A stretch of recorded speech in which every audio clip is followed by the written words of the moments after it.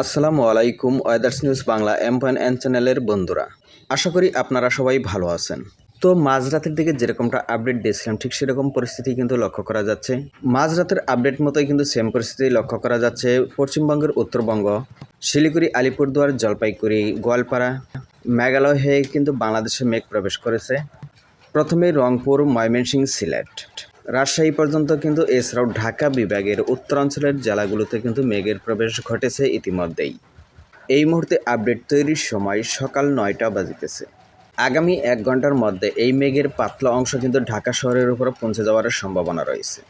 হালকা থেকে হালকা মাঝারি বৃষ্টিপাতের সম্ভাবনা, সেই সাথে বজ্রপাতের সম্ভাবনাও রয়েছে। এই মেঘ কিন্তু বাংলাদেশের 8টি বিভাগেই পৌঁছে যাওয়ার সম্ভাবনা।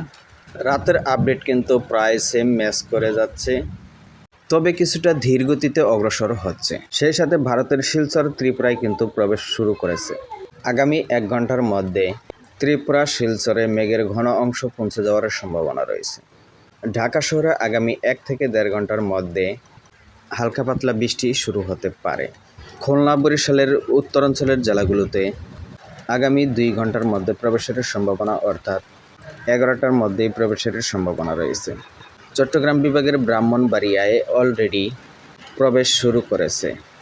তো ভিউয়ার্স, আপনার অঞ্চলের পরিস্থিতি কি অবশ্যই কমেন্টে জানাবেন। সেখানে কি মেঘলা আকাশ নাকি রৌদ্র উজ্জ্বল আকাশ, বৃষ্টি হচ্ছে নাকি কিছুই হচ্ছে না? তো এতক্ষণ পাশে থাকার জন্য ধন্যবাদ। আসসালামু আলাইকুম রহমতুল্লাহ।